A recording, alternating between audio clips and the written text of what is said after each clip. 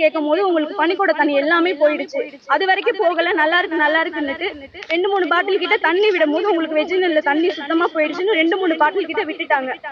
விட்டு என்ன ஆச்சு ஏதாச்சுன்னே தெரியல. காலையில 2ஆம் தேதி காலையில 8:15க்கு 8:05க்கு எனக்கு குழந்தைய வெளியில எடுக்கிறாங்க. எடுத்துட்டு என்கிட்ட எதுவுமே சொல்லவில்லை. என்ன குழந்தை என்ன ஒண்ணுமே என்கிட்ட சொல்லவே இல்ல. வெளியில இவங்க எல்லாம் இருந்திருக்காங்க. இவங்கள்ட்ட எதுவுமே என்ன குழந்தை எதுவுமே சொல்லவே இல்ல. 1 மணி நேரம் கழிச்சு தான் அத சொல்றாங்க. என்னை 2, 3 மணி நேரம் கழிச்சு தான் லேபர் வார்டுல இருந்து வெளியில அனுப்புனாங்க. வெளியில அனுப்பி நான் போய் பாக்குறேன். NICUல தான் வச்சிருந்தாங்க பேபிய. போய் பாக்குறேன்.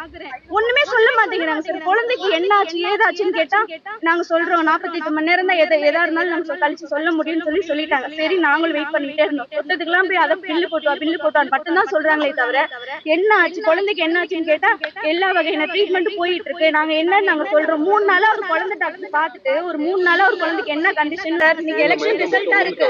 கை காலெல்லாம் வீக்கமாயி பிரஷர் அதிகமாயிடுச்சு. இப்ப வரைக்கும் இந்த ட்ரீட்மெண்ட் எல்லாம் இருந்து இப்பதான் ரெக்கவர் ஆகி வந்திருக்கேன் நானு. 15 நாளா நாங்க அங்க அந்த ஹாஸ்பிட்டல் எதுக்கு அலைஞ்சிட்டு இருக்கோம். நீ போயிட்டு நாளைக்கு வாங்க அடுத்த வாரம் வாங்க. MLA ஊருக்கு போயிருக்காரு அங்க போயிருக்காரு. இங்க கம்ப்ளைண்ட் பண்றது இந்த மாதிரி ட்ரீட்மெண்ட் எங்களுக்கு வந்து சரியில்லை. நான் உங்களுக்கு சொல்றதுக்காக நாங்க போறதுக்கு போச்சு. குழந்தை இறந்து போச்சு. எங்களுக்கு இறந்து போயிட்டோம். நாங்க 48 மணி நேரம் கழிச்சு எங்களை கூப்பிட்டு பேசுறாங்க. குழந்தைக்கு இந்த மாதிரி ரத்தம் தேவைப்படுது ரத்தம் ஏத்தணும் அப்படின்னு சொல்லிட்டு கூப்பிட்டு கொஞ்சம் காமன் நேரத்துலயே வந்துட்டு இன்னும் 48 மணி நேரம் எங்களுக்கு டைம் கொடுங்க. குழந்தை என்ன ஆச்சு நாங்க சொல்றதுக்கு. நான் யதார்த்தமா திரும்புறேன்.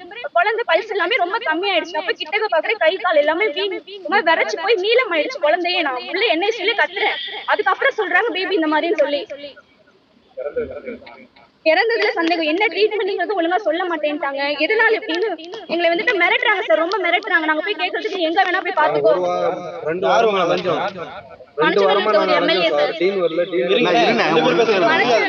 MLA கதிரவன் சார். நாங்க இந்த மாதிரி நாங்க வந்துட்டு வேற குழந்தை இந்த மாதிரி ஆயிடுச்சு. அதுக்கான இதை நாங்க இந்த மாதிரி டாக்டர் கேர்லெஸ்ஸா ட்ரீட்மெண்ட் பாத்துருக்காங்க. அது என்னன்னு விசாரிக்கிறதுக்காக தான் சொல்றதுக்காக தான் அவர்கிட்ட போனோம். அவர் போனதுக்கு கிட்ட கூட எங்களை விடல. யாரையோ பாக்குற மாதிரி துரத்தி விட்டுறாரு. என்னன்னு கூட கேட்கல. முன்னாடி போய் டாக்டர் என்ன சொன்னாங்கன்னு தெரியல. கூப்பிட்டு வச்சு போகுது ஒருத்தவங்க சொல்றாங்கன்னா நம்மள்ட்ட என்ன நடந்துச்சுன்னு எங்கிட்டையும் கேட்கணும். எதுவுமே கேட்கவே இல்ல. கிட்டக்க வர்றதுக்குள்ளே இங்க வந்து இது பண்ணாதீங்க. என்ன கேட்டுட்டு இங்க வந்து சேர்த்தீங்க. என் பொண்ணுக்கு எங்க தான் நாங்க ட்ரீட்மெண்ட் பார்த்தோம். ஹாஸ்பிடல்ல நான் உன்னை சேர்க்க சொன்னேன்னு கேக்குறாரு. உனக்கு ஒரு 1 லட்சம் நான் 1 லட்சம் ரூபாய் கொடுக்கறதுக்கு நான் 1 கோடி ரூபாய் செலவு பண்ணிட்டு இருக்கேன். கேஸ் எங்க வேணாலும் போய் லோக்கல் ஸ்டேஷன்ல கம்ப்ளைண்ட் கொடுத்தீங்களா? கொடுத்திருக்கோம் சார். நேத்து கொடுத்திருக்கோம். என்ன சொன்னாங்க? கம்ப்ளைண்ட் எழுதிருக்காங்க. கூப்பிடுறேன்னு சொல்லி சொன்னாங்க. அதுக்கப்புறம் அவங்க சொல்றாங்க நீ எங்க போய் பாத்துக்கணுமோ பாத்துக்கோ. நான் உங்களுக்கு 1 லட்சம் செலவு பண்ணிட்டு போறதுக்கு நான் 1 கோடி நான் செலவு பண்ணிட்டு போயிடுவேன் அப்படின்னு சொல்றாங்க. நான் குழந்தைக்கு ஏன் குழந்தை இறந்துச்சு அதுக்கு நியாயம் சரியான ட்ரீட்மெண்ட் இல்ல. டாக்டர் உள்ள தூங்குறதா சொல்லுங்க.